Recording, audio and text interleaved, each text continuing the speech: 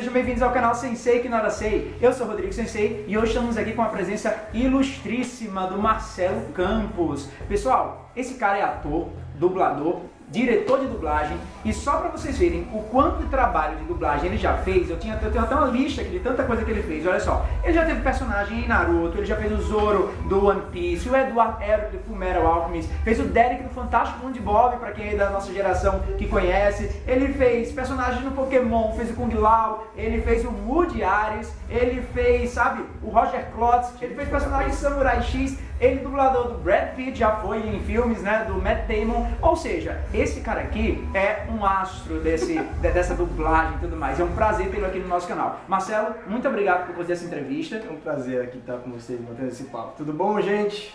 Olha, essa lista nem eu guardava. Preciso dar uma recapitulada, né? Muita coisa. São 25 anos, né? Vai para 26 anos de dublagem. E isso são as produções conhecidas. Então imagina aquelas que nem tem um nome. Gente, sei lá, são milhares. Eu tenho uns papeizinhos lá guardados com comprovante de trabalho, porque tá na hora de somar. House, CSI, Jesus. E esse, assim, um importantíssimo, o Trunks do futuro, né? Do Dragon Ball. Bombando agora, o Trunks do futuro. Agora tem o Sword Guy, que tá estreando também. Tem novidade por aí, bacana.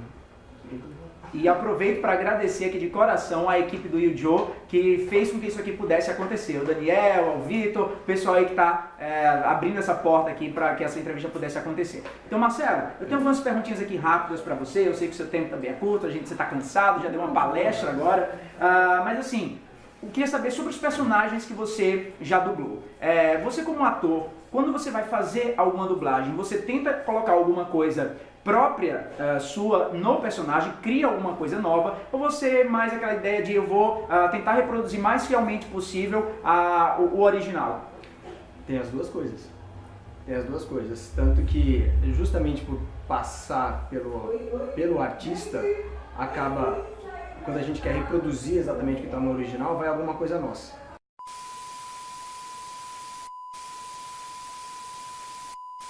É em razão disso que existem os direitos conexos para o dublador, por exemplo. Porque direitos conexos está ligado à criação artística.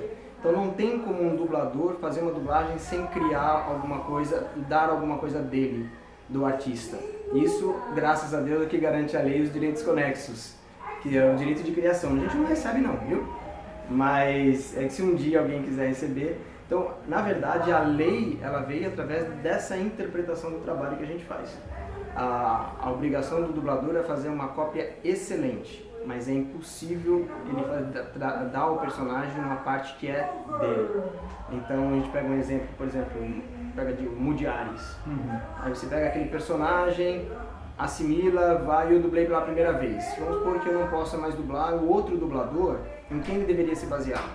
Na voz original ou na minha? Porque a voz original vai estar mais distante, é o original japonês. Vamos supor que ele se baseie na minha, vai assistir alguns trabalhos antigos, vai tentar perceber como eu criei aquilo, como eu traduzi aquilo, porque o resultado da minha dublagem é o que eu consegui captar daquele personagem com a ajuda do diretor e me expressei. Um outro dublador, ele teria que assistir o meu trabalho, ver como eu fiz, e quando ele fizer, vai ter a parte dele também. Nunca vai ser o meu Woody Ares, não tem como. Porque é a minha carga emocional, é a minha história, é a minha visão daquilo. E ele tem uma outra visão do mesmo personagem. É a mistura, exatamente a mistura dos dois. A gente tem que fazer uma cópia.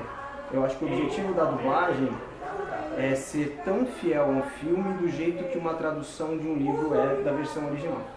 Então não era para ter preconceito com dublagem, assim como não tem preconceito com livro. Você leu O Senhor dos Anéis? Li. Traduzido? Traduzido. Credo, você leu, né? Ninguém vai falar assim, você leu O Senhor dos Anéis dublado, né? Você lê um livro, porque aquela tradução foi muito bem cuidada, foi fiel ao máximo à obra original. Então, a dublagem, por princípio, ela deveria ter match voice, quer dizer, a voz mais próxima possível do ator, no original. A cada diálogo ser lindamente e minuciosamente estudado. Então eu posso dizer que a gente faz isso, por exemplo, nas dublagens dos filmes para Disney, como eu fiz Star Wars, Rogue One. Cada frase era estudada, sacava o timbre, sacava a intenção, procurava palavras no português que batessem com P, O, A, M, B. Se não fosse esse o texto, a gente tinha que inventar. Ah, se senta aí na mesa, vamos pensar que texto a gente coloca, mas vai ter que pegar aquele sincronismo. Para você ter uma obra tão próxima do original que é como se fosse aquele ator falando em português, né? Então não é a minha versão. Na dublagem eu não uso minha criatividade para criar personagem. A criatividade vai para arranjar solução para aquilo. É como no caso de texto, né? Como passar a emoção correta. É nisso que a gente cria. Então não é uma composição de personagem. E por isso que é tão pessoal. Um dublador nunca vai fazer o mesmo trabalho que o outro. Vocês conhecem uma série muito conhecida que é o Chaves.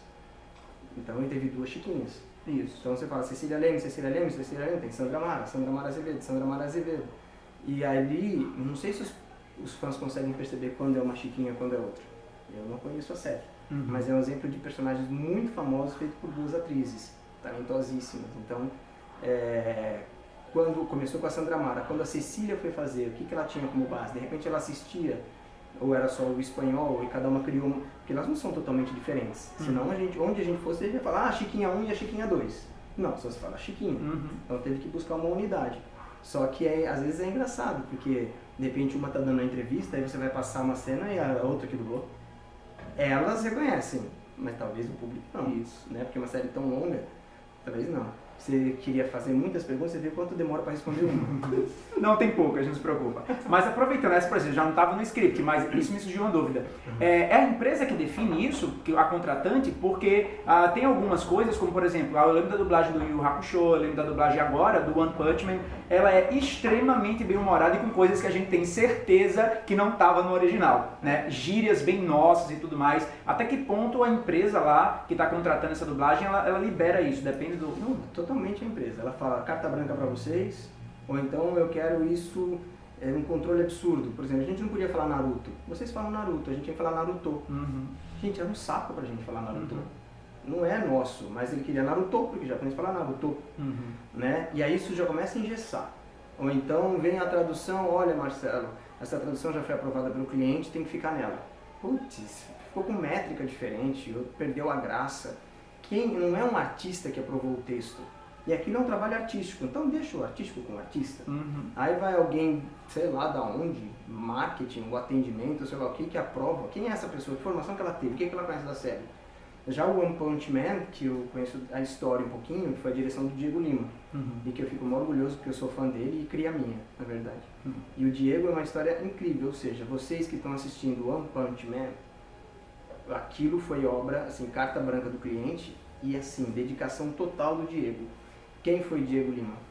Quando eu estava dirigindo Cavaleiros, eu acho que é a saga de Hades, ele estava lá de assistente para dar assim, uma ajuda em alguma informação, algum erro de tradução. Paramos por um café, aí eu voltei e o Diego estava branco. E o técnico olhou na minha cara. Falei, que foi, gente? Não, o Diego ele quis dublar um negocinho lá para te mostrar, tá, uma frase no Cavaleiros ali. E eu acho que ele ficou assim, né? Dublou sem me pedir nem nada, né? Mas só pra mostrar. Eu falei, tá bom, deixa eu ver a cena. Aí ele fez, tava muito bom. Aí eu falei, meu, você leva o jeito pra dublar. Vai ser bem legal. Você devia se dedicar pra isso. A voz ficou clara, a interpretação ele suave, branco. E ali, passou um tempo, eu abri a Chris Sound, que hoje é a TV Group, que praticamente herdou os trabalhos da Alan, né, que tem praticamente exclusividade da Disney hoje em dia. Aquele estúdio começou só comigo, e um momento eu precisei de um ajudante. Aí me deram a ideia, por que eu não chamo o Diego? Eu falei, mesmo, vou ligar pro Diego. Na época ele coletava material, sangue, fezes, urina, ele trabalha num laboratório de análise clínica. Eu falei assim, você catava cocô, não fala assim comigo, me respeita. E aí ele foi trabalhar como produtor, conhecendo produção, todo o caminho, indo por trás, atrás do DRT dele. E aí já estava no meio lá do estúdio, quando ele conseguiu o DRT, comecei a colocar ele para fazer alguns personagens, dublador, diretor, One Punch Man, que todo mundo comenta. Né, a história de alguém que se atreveu a dublar uma ceninha ali, sem autorização nenhuma, e virou o que virou hoje, está dublando, dirigindo um monte, ele vai lá no Comic Con, lá no stand da Warner. Eu falei, pelo amor, foi muito mais longe que eu. Eu não lembro de ter dirigido filme para cinema. Eu já me aposentei um pouco da dublagem de 2000, sem entrar nessa fase de cinema que São Paulo herdou, porque era tudo Rio de Janeiro. E aí eu fui ver, assisti o One Punch Man, falei, incrível ele, o Yuri. Eu fui num evento também com o Yuri, achei incrível o personagem o Chessman, né, do que ele fez lá no Carequinho. E eu falei, caramba, né, como o pessoal, no caso até o Diego, foi longe nisso. É aquele trabalho de adaptar texto e puxar do dublador, porque o dublador às vezes está chegando da rua de um estúdio e vai para o outro, ele não tem muito tempo, né, aquele trabalho, olha que lindo, reunião de teatro, discutir sobre esse personagem, não tem isso. Se o diretor não trouxer isso, o dublador não para. Agora, quando o dublador chega e tem um diretor muito afim de trabalhar, aí o dublador para e presta atenção. Opa, esse aqui é um trabalho diferenciado. E foi o que todo o elenco do One Punch Man fez. E ali é total direção com a colaboração dos dubladores. Agora, com certeza, os dubladores se envolveram por causa da direção. O diretor trouxe eles para falar, olha, isso aqui vai ser diferente. Aí todo mundo gosta. Senão vai ser como toque de caixa, como qualquer dublagem, né? E a importância do líder, né? Exatamente. E aí você teve um cliente que deu carta branca para um diretor que estava muito afim de fazer alguma coisa diferente. Porque também tem carta branca dada em mão de Zé Ninguém. Né? Aí você tem carta branca para sair mais cedo, né? Para fazer tudo rapidinho. Mas foi um acerto bem legal. E às vezes o cliente nem quer dar carta branca. Mas, pô, se o diretor, alguém da empresa chega e fala, ó, tudo bem a gente fazer isso, vai do interesse de cada um, né? E às vezes você convence um cliente. Tem cliente linha dura, que daí você chega, conversa, chaveca, dele, tudo bem, pode. E aí a gente começa a criar, porque é a parte prazerosa do trabalho, né? Você fazer algo que estimule sua criatividade, você saia daquele lugar comum. E eu gostei bastante do One Punch Man. Eu senti esse envolvimento no Full Metal, no live action, que reuniu todo o elenco, teve acho que só 2 substituições, o Hermes que está fora, o LaFay também que está morando fora, e não permitiram que eles fizessem isso e mandassem o áudio, não sei se medo de vazar, coisa de Netflix é assim, né? E aí teve essas substituições, mas putz, eu falei, Ed, vamos vir reencontrar o Ed, né? Eu quero olhar, falei, e quando a gente vai dublar um personagem, aquelas impressões que nós tivemos é o que faz com que surja o nosso personagem em versão brasileira. E lá era um live action. Eu falei, e se o ator não trouxer do mesmo jeito, né? Mas aquele ator foi sensacional. Sensacional. E ele fez exatamente, ele era o Ed. Juro pra você, o cara, eu falei, sabe Pinóquio quando vira gente? Foi o que aconteceu com o Ed Fullmetal. Nossa, vocês não conheceram, né? Tem cheio de gente aqui, gente, mas acho que ninguém não conhecia a história do Pinóquio. Mas o Pinóquio virou gente em algum momento. Eu lembro que eu chorei. E... vovozinho! Né? E aí, aquilo, eu falei, pelo amor de Deus, aquilo é a encarnação do Ed. O moleque foi brilhante. E aí foi fácil pra fazer. Foi bem bacana. Eu me lembro, inclusive, que a primeira vez que eu vi o One Punch Man, eu vi dublado, e eu achei parecido por um momento, eu achava que você fazia o Genos. Mas não, depois eu fui olhar e eu achei a voz do time parecido, mas é o Di Fiore, eu não me lembro o primeiro nome dele. Michel, ele faz. Eu não sei se é colocou da minha cabeça, mas eu achei parecido na série. Eu acabei de assistir uma palestra do Marcelo, e uma das coisas que mais me chamou a atenção na palestra foi uma coisa que bateu muito com o que eu penso e eu sempre costumo falar. A gente costuma conhecer quando a pessoa faz o que ama de longe, né? E ele fez um momento muito bacana hoje no evento, que foi incentivar que cada um pudesse procurar fazer o que ama, porque consequentemente quando você faz o que ama, né, alguém vai reconhecer, alguém vai ver isso diferente, você faz bem aquilo. Eu costumo até dizer que para os meus alunos, sou professor, então eu lido com muito aluno que a todo momento recebe pressão de casa, porque o pai quer que ele seja médico, porque a mãe quer que ele seja advogado, mas ninguém pergunta o que é que ele quer ser. Né? Então tem uma frase que eu gosto muito também que diz assim: quanto estão te pagando para você desistir do teu sonho?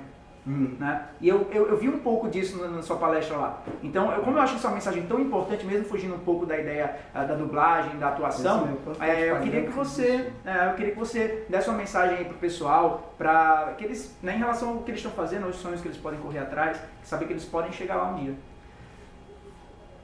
Existem... São várias mensagens nesse sentido, coisas que a gente lê, coisas que a gente ouve dos amigos, vê em filmes. E o filme foi sempre um grande aprendizado, né? Metade da minha vida dublando filmes e desenhos são roteiros. Uma boa parte interessantes, trazem alguma coisa pra gente. Então, através dos filmes também experimentei várias profissões. Em nenhum momento eu me arrependi de ter escolhido essa. E aí eu fico pensando em quem não escolheu a profissão ideal para si, né?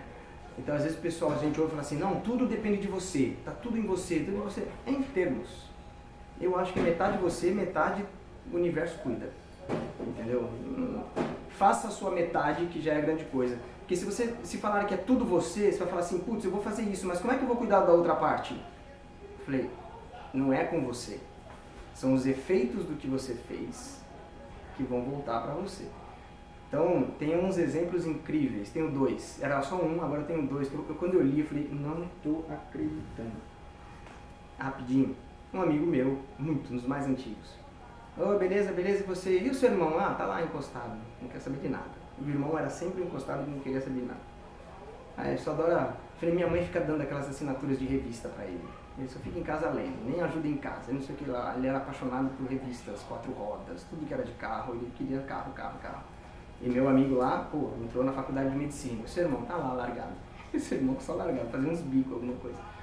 E aí, resultado. Outro dia eu falei, e seu irmão? Você não vai acreditar. Está trabalhando em Londres, numa empresa que coleta informações sobre automóveis. E é você? Não sei se eu gostei da medicina. É muito louco, né? Muito. Ou seja, para ele o irmão estava largado. Mas o irmão estava fazendo o que mais interessava, que era ali sobre carro. Quem diria que o cara ia trabalhar, ser convidado numa empresa na Inglaterra, ia estar em Londres, no país mais caro do mundo, eu acho, né? Fazendo o que gostava. Então, ou seja, tudo aquilo serviu de preparação para ele ir para lá. E um outro exemplo que eu li faz 2 semanas, eu fiquei chocado, assim, como pode? Eu falei, não é só a pessoa, existe o universo. Fui assistir um espetáculo musical, adoro musical, eu entrei, acho que na vida artística por causa de um espetáculo musical, de 1980, chamado Aí Vem o Dilúvio. Teve uma remontagem monstruosa dele, mas o primeiro era brilhante. Tinha até pessoas da dublagem, Patrícia Scalvi estava nesse espetáculo, Gileno Santoro, tudo jovenzinho, fazendo esse espetáculo. E nesse espetáculo, 2 horas e meia, música, gente dançando, palco giratório, eu falei, é isso que eu quero fazer da vida. Porque antes dele, para outro espetáculo, tinha sido Saltimbancos, que eu assisti uma montagem amadora, música, dança, eu falei, é isso que eu quis fazer. E esse espetáculo marcou muito. Teatro musical, então eu vou muito ao teatro musical. E fui assistir Jesus Cristo Superstar, e tem o papel do Judas, que me contaram a história, é o Alírio Neto, ator, cantor. Parece que talvez tenha alguma informação errada, por exemplo, se ele era de Brasília, mas acho que ele era de Brasília e foi fazer o teste. E ele chegou lá no teste e falou assim, eu vim fazer teste pro Judas. Não, mas ele falou, só faço se for o Judas, porque ele sabia que cantava muito. Cantou, ganhou o papel de Judas. Fez, arrasou, pessoal questionário, excelente cantor, tinha muito que melhorar como ator, e virou comentário. Porque não era nem para a idade, não era para o perfil, mas ele ganhou pelo talento e encanto. Beleza, entrou para o teatro musical, logo depois teve o We Will Rock You, com músicas do Queen, e ele foi selecionado para fazer par, o casal protagonista principal. Sabe onde ele está? Ele entrou para o Queen Extravaganza para cantar com os Queen. Nossa. Porque eles viram o trabalho dele no espetáculo. Como é que alguém viu o espetáculo do Will Rock, baseado em música do Queen, e o cara vai cantar com... Ele é o novo Freddie Mercury. Que bacana. Entendeu? Aí você vê, em quantos anos? 5 anos? Ou seja, quando alguém que gosta do Queen vai imaginar que vai fazer parte da banda. A mesma coisa você, sei lá, você gosta do Beatles, você nunca vai imaginar que você vai cantar com o John Lennon. John Lennon morreu, mas o Paul McCartney. Aí, depende, né? Tem umas sessões espíritas também que eu vi. E aí, aí você fala assim, a coisa acontece quando você faz aquilo que você precisa fazer, não o que você quer. A gente sempre quer muita coisa, mas tem umas coisas que você precisa, que é muito seu, que é muito importante, que você se realiza totalmente e é aquilo que vai dar certo. Só que o que você falou, do seu exemplo, quantos estão te pagando para desistir do seu sonho? É aquela mãe ou não sei o que fala, vai lá fazer aquele, que não é o exemplo que deram, né? Vá, seu primo está ganhando não sei quantos mil como juiz federal, não sei o que, querem te comprar, querem te convencer que aquela pessoa ganha bem. Então, o seu objetivo é ir lá ganhar um bom salário, sendo que para você ganhar um salário, você tem um bom salário, você tem todo um caminho. E o dia do pagamento é um só. Então, você não pode sofrer 30 dias para chegar lá no dia do pagamento. É melhor você curtir, ser prazeroso os 30 dias e ganhar um pouco menos. Aí você vai se surpreender que você vai ser prazeroso os 30 dias e vai ganhar muito mais do que você imaginava.